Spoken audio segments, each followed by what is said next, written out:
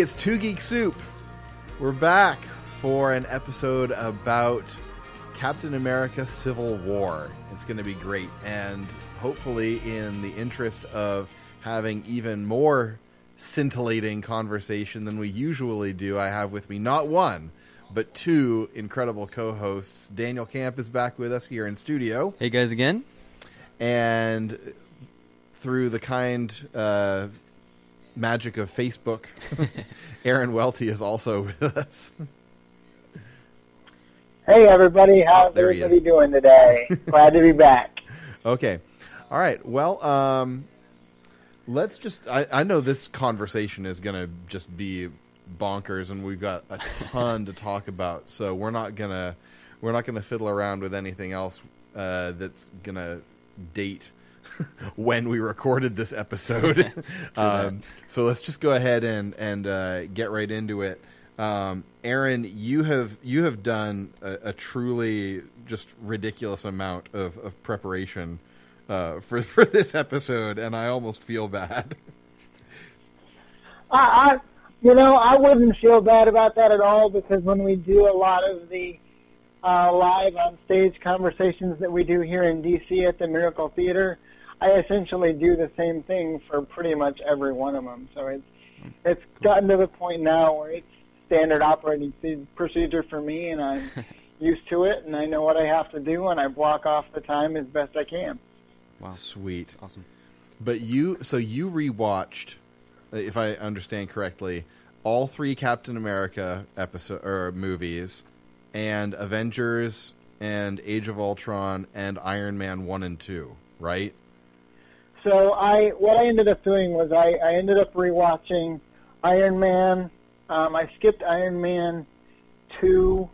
I skipped Captain America First Avenger, picked up with Avengers, then watched Winter Soldier, then watched, watched Iron Man 3 in between Avengers and Winter Soldier, and then watched Age of Ultron, and then watched Ant-Man, and right. Then I actually just finished Civil War before you contacted me. So yeah, moments ago. It is very fresh. Quite the ride. Yeah. Okay. Cool. Well, let's get right into it. So I want to talk a little bit about the comic storyline before we talk about the film, because that was a great story event. I love the Civil War event because it builds on so much of what had been going on in the comics, and I think to a greater extent than even had been going on before. Marvel was really leaning hard into these event crossovers, sort of on an almost annual basis, to really drive the storylines of the Marvel universe forward. Starting, in my opinion, one of the big pivotal storylines, in the last 15 years or so that sort of really kicked that off was the House of M storyline, where the Scarlet Witch sort of rewrote all of reality so that Magneto was ruling the world, and all kinds of other crazy things were going on. So that happened. You had the Avengers Disassembled arc that actually came before that, right? I don't recall. I mean, I know that those arcs happened. I never dug into them too much. I mean, at that point, a lot of what I was reading was actually more oriented towards the whole Ultimates line, Ultimate X-Men, Ultimate Spider-Man, the Ultimates, that kind of stuff. And I know that there was some crossovers that happened around that time with the Ultimates, like Ultimatum and whatnot. Yeah, Ultimatum wasn't actually a crossover with the mainstream universe. That was just its own crazy event of bonkers awfulness. Yeah, I actually didn't read the Civil War storyline proper until after it was all done. And after, the big surprise ending, with what happens to Cap on the steps of the courthouse and how that all unfolded. And, because that got to the point where it was such a big deal that the news organizations started reporting it online, and that it was this big kind of seminal, almost death of Superman-ish. It was. It was that 90s. level of a huge thing that, definitely was being picked up by the news media. But just to contrast the comic storyline with the movie, I want to talk just a little bit about the inciting events there. So you had this team of sort of relatively inexperienced superheroes called the New Warriors.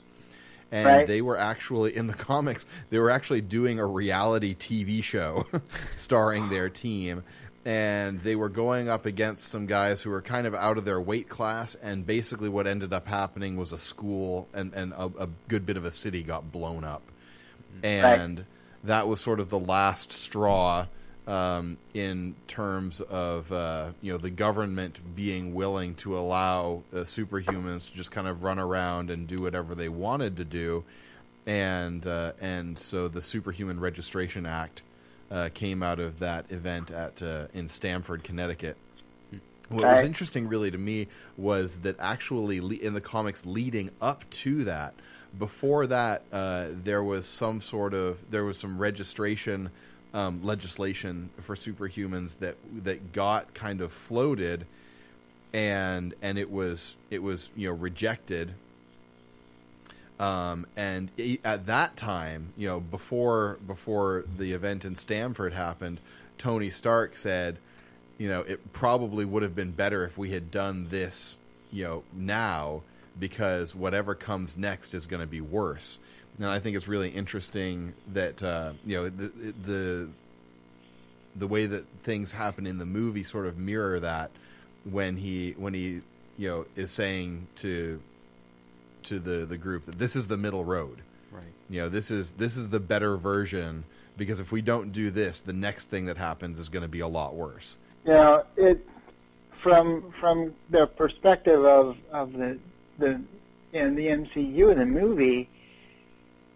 Yes, that's what Tony says, and I know that in the directors and writers commentary for the film, the Russo brothers and the two writers, they talk about this a little bit, is that they're at this point where Tony's advocating this middle road, and yet he's advocating this middle road, this middle ground, as a solution to a problem that he is ultimately responsible for because of the events that shook out in Age of Ultron. And so on the one hand, you can argue that he's trying to take a degree of responsibility for what he's done, especially after he has that encounter with Alfred Woodard's character at the beginning, after his speech at MIT. But at the same time, he's basically, forcing his solution, or attempting to force his solution on the rest of his team, and their actions in Age of Ultron were ultimately actions where they were trying to help him ameliorate and solve a problem that he caused. Yeah. Well, and I mentioned this when I spoke with Tyler briefly at the end of our Iron Man 3 episode. I suspect, and I'm not sure what it's going to mean in terms of character dynamics, but I kind of suspect that we're going to find out that the reason that Ultron turned out the way that he did is going to end up being because Thanos actually manipulated that solution or that situation. Because when they're having the kind of big, argument about how Ultron happened, and Stark says to Banner, like, did we really create a murder bot? Because we weren't anywhere close to an interface. Right. Wow.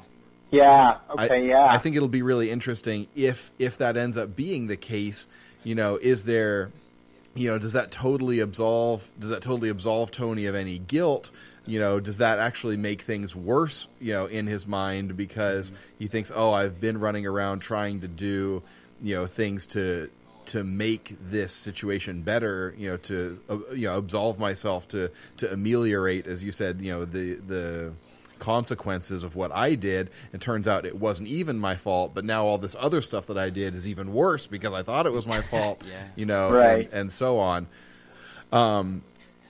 But I agree with you in terms, at least, of Tony's motivation in this film, that the reason that he is so willing to just sort of roll over and do whatever it is that is needed in terms of the oversight that they're willing to submit to, that is all about his guilt over Ultron. Right. That's 100% about that. And I think, Aaron, you might have mentioned this to me in a text or something, that the juxtaposition and the inversion, rather, of the roles of Stark and Cap are really interesting in this movie.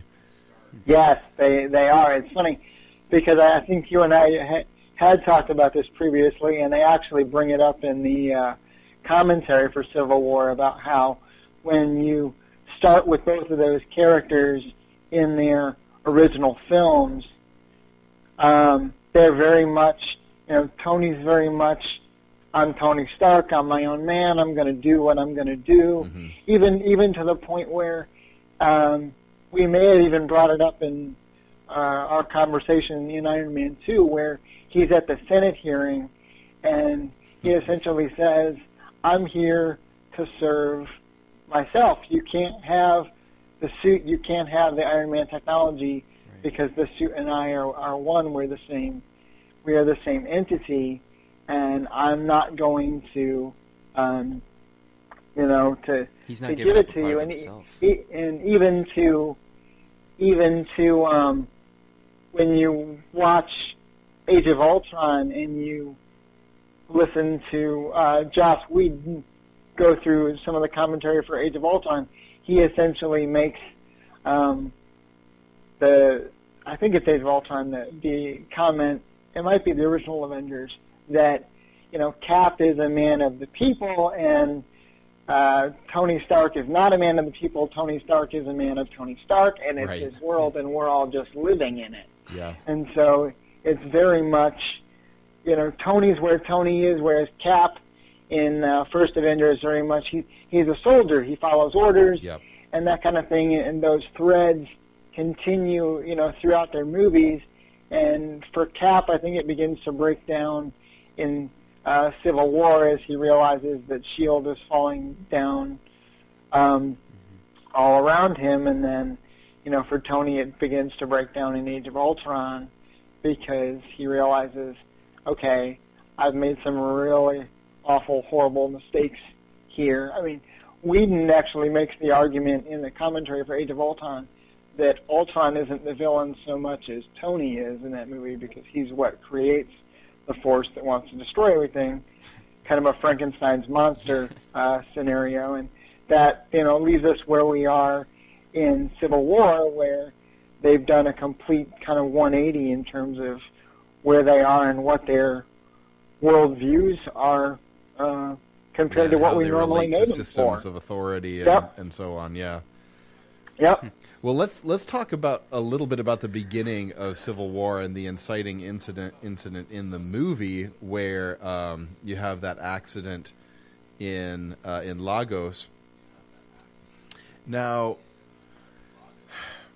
so I wrote something in my notes here that collateral damage is tragic, and that's terrible. Right. Yeah. For me, it is really tedious to see the blame for it laid at the feet of those who are doing their very best to destroy evil. Right. But that's a reoccurring event. I can understand that. I think that part of the reason that films like Civil War and Age of Ultron attempt